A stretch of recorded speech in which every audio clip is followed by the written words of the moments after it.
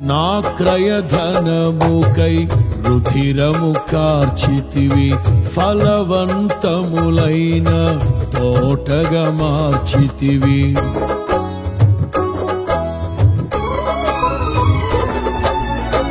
నా క్రయధనముకై రుధిరము కార్చితివి, ఫలవంతములైన తోటగా మార్చితివి.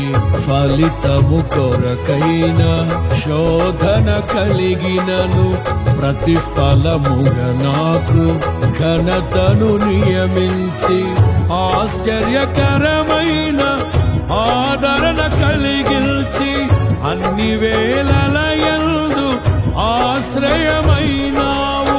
ఎంతగా కీర్తించిన నీ రుణమే నే తీర్చగలనా? ఇదే కదా నీలో పరవశం, మరువలేని తీయని జ్ఞాపకం.